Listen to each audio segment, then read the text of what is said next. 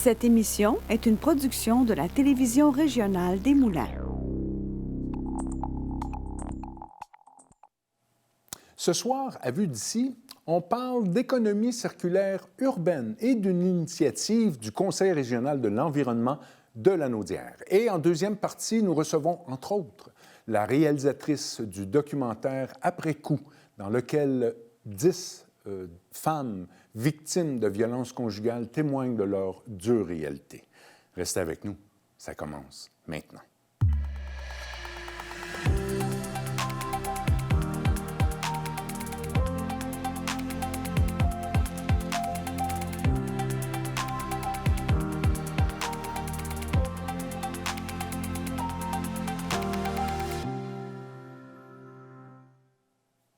À vous à la maison, bonsoir et bienvenue à cette autre émission de Vue d'ici et merci d'être présent. Économie, environnement. Nous n'avons plus le choix. Si nous parlons d'économie, nous devons parler d'environnement. Il y a toutes sortes de manières d'allier les deux. Il y a le développement durable, entre autres. Mais il y a aussi l'économie circulaire urbaine. Pour en parler avec nous, nous accueillons en studio Aurélie Charpentier, chargée de cours au Conseil régional de l'environnement de Lanaudière. Bonsoir, Émilie. Comment tu vas? Bonsoir, ça va très bien. Aurélie, oui. Pardon. Mais je me suis trompé une première fois, si tu te souviens. Dis-moi, qu'est-ce que c'est l'économie circulaire? Parce que c'est relativement nouveau. L'économie circulaire, te dit le mot développement durable en introduction. En fait, c'est une manière d'articuler le développement durable. Et si je le fais en une phrase courte, c'est faire plus avec moins. OK. Mais je pense qu'on a une petite diapo avec un schéma explicatif. Mettons, on va le voir à l'écran bientôt. Là, voilà.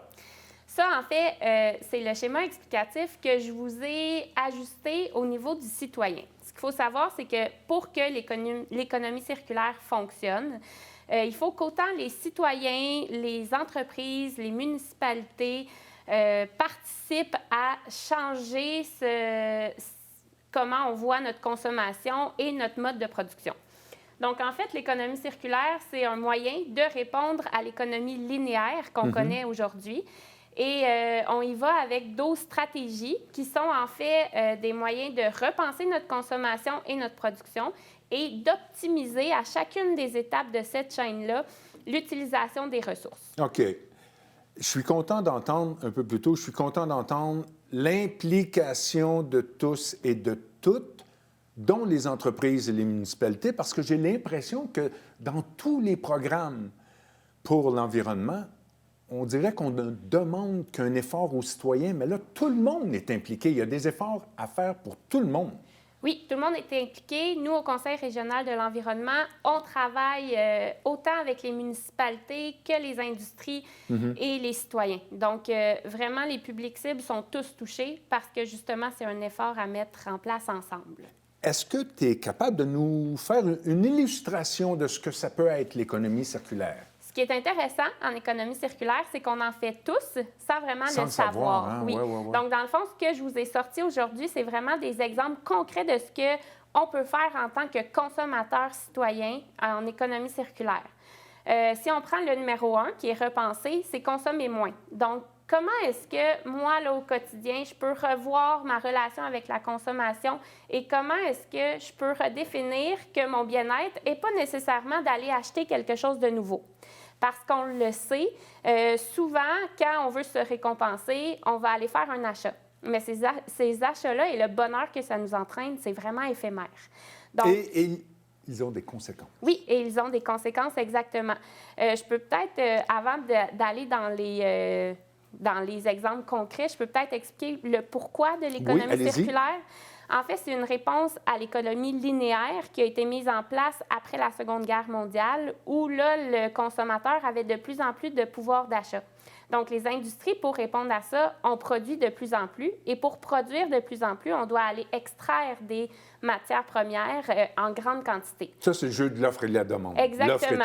La demande était intense. Était immense. Oui, oui. Donc, on a augmenté l'offre. Ce qui se passe, c'est qu'on a de moins en moins de ressources naturelles qui sont présentes dans l'environnement. Donc, ça prend beaucoup d'énergie pour aller chercher ces ressources naturelles-là. C'est notre premier problème. Ça crée de la pollution, ça crée des gaz à effet de serre. Donc, on engendre des problèmes environnementaux.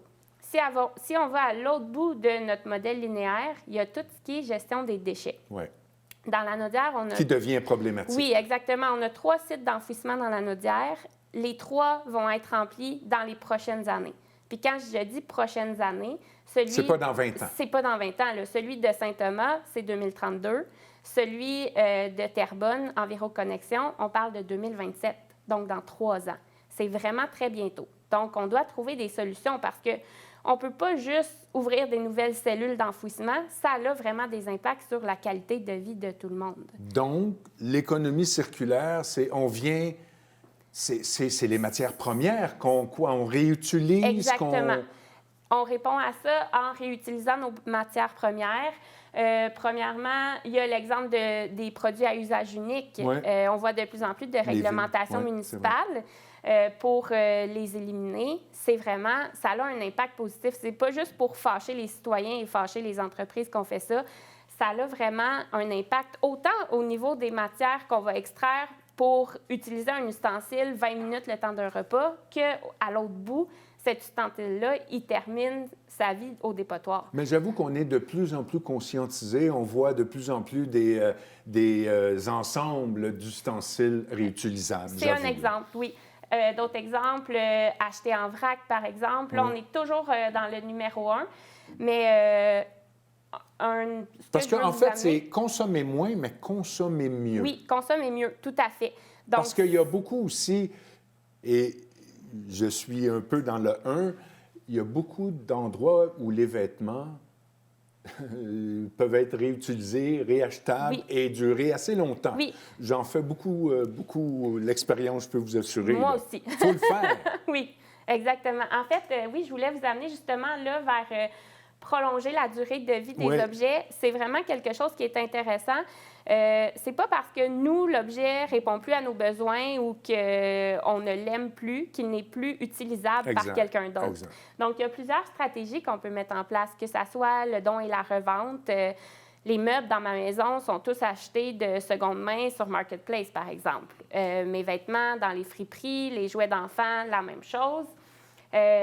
Donc, acheter usagé, don et revendre, ça va souvent ensemble. Mais j'avoue qu'au point optimiser, prolonger la durée de vie des produits, il y a une lutte intense qui s'exerce actuellement, peut-être depuis plusieurs années, avec je me souviens plus du terme, désolé, la fin de vie. L'obsolescence programmée. Ah, merci, merci Aurélie. Oui. C'est une lutte, là. Puis ça, en fait, c'est vraiment un bel exemple, l'obsolescence programmée. On a une loi qui n'est pas parfaite, qui est en train d'être adoptée pour le Québec. La France est un bon exemple aussi. Donc, c'est un bon exemple parce que c'est autant les gouvernements qui vont aller réglementer auprès des industries pour qu'on ait enfin des objets qui vont être plus durables puis qui, après 5 ans d'utilisation, ne vont pas arrêter de fonctionner tout simplement. Pour qu'ils soient réparables aussi, parce que ça, c'est un des grands problèmes. Souvent, il y a des pièces, exactement. Oui, voilà. Ça, c'est un grand problème qu'on peut adresser ça par peut la être réglementation. Mais pas de pièces. Oui. Après ça, au niveau du citoyen, ce qu'on peut faire, c'est aussi de conserver cette connaissance de la réparation-là qu'on est en train de perdre aussi petit à petit. Des réparateurs de petits électroménagers, il y en a de moins en moins. Il y a des initiatives citoyennes qui voient le jour dans d'autres régions. Par des organismes qui retapent des meubles, par exemple, ou ce qu'on appelle les repair cafés, qui sont des lieux d'échange où on a des bénévoles réparateurs qui viennent partager leur expérience ou tout simplement réparer pour des citoyens. Donc, on essaie de mettre ça en branle aussi dans la région parce que ce qu'on voit souvent, c'est dans des grands centres urbains. Dans des milieux ruraux, c'est un peu plus difficile à mettre en place, mais on essaie de travailler avec les municipalités présentement pour que ça se développe un peu partout. Et c'est ce que vous avez fait le 21 février dernier avec plusieurs municipalités de la région. Qu'est-ce qui s'est passé cette journée-là? On a travaillé avec notre partenaire qui est la Nodière économique pour réunir les municipalités pour leur faire discuter sur c'est quoi les entreprises qui génèrent des déchets actuellement sur leur territoire et qu'est-ce que les municipalités peuvent mettre en place à leur niveau pour mettre en place de l'économie circulaire. Donc, c'est un événement où on voulait juste susciter la discussion. Et c'est ce qui est ressorti des échanges. En fait, on a besoin de lieux pour parler. Ce qui se passe, les gens ont le goût de parler, oui, il n'y a pas d'occasion. Les gens ont le goût de parler, mais les industries ont aussi besoin de se parler entre elles pour savoir c'est quoi ce qu'on va appeler les déchets, mais qui finalement ne sont pas des déchets, c'est des mines d'or. Les municipalités ont besoin d'être à l'écoute aussi de ces besoins-là pour faire du maillage entre les différentes industries. Puis là, quand on parle d'économie circulaire, c'est pas nécessairement à l'intérieur d'une même ville. Ça peut être au niveau régional. C'est encore plus optimal dans ce interrégional. Dans ce cas-là. Exactement. Ouais. On essaye de partir du plus local possible pour ensuite élargir. Là, maintenant, quelle va être la suite de cette... Honnêtement, une initiative que j'attends beaucoup, ces initiatives-là qui impliquent tout le monde. Quelle est la suite? Bien, en fait, la suite, ça dépend beaucoup de nos partenaires, des demandes qu'on va avoir. Nous, on lance des perches pour faire des projets. Je vous disais, le projet du Repair Café, c'est vraiment quelque chose qu'on veut travailler avec les MRC parce que souvent, dans leur plan de gestion des matières résiduelles, ils ont cette action-là. Donc, nous, on se dit, est-ce qu'on ne pourrait pas la travailler tous ensemble pour la faire rayonner au niveau régional? Donc, il y aurait ça. Il y aurait aussi de développer une espèce de feuille de route pour savoir on s'en va où de manière régionalement en économie circulaire, qu'est-ce qu'on veut vraiment. Et ce qu'on se fait dire aussi, c'est que beaucoup de personnes et d'organismes font de l'économie circulaire, mais on ne sait pas vraiment quel est le rôle de chacun. Donc, de définir ce rôle-là, ça fait aussi partie des prochaines étapes. Bien hâte de voir ça. J'invite les gens à aller sur le site du CREL, le Conseil régional d'environnement de la Naudière. J'y suis allé là, tout dernièrement. Il y a plein de choses, plein de... toutes vos activités, si j'ose, votre programmation est là. Bref, ça vaut la peine. Et on devrait avoir, je me présume, il va y avoir un rapport de cette rencontre-là. Oui, tout à fait. Et nous contacter aussi parce que souvent, si vous avez des petites idées de choses à mettre en place, on peut aider à concrétiser ces petites idées-là pour en faire vraiment des gestes rassembleurs. Plus grands. Plus grands. Aurélie, merci beaucoup. Quant à nous, on se revoit après une petite pause de quelques secondes.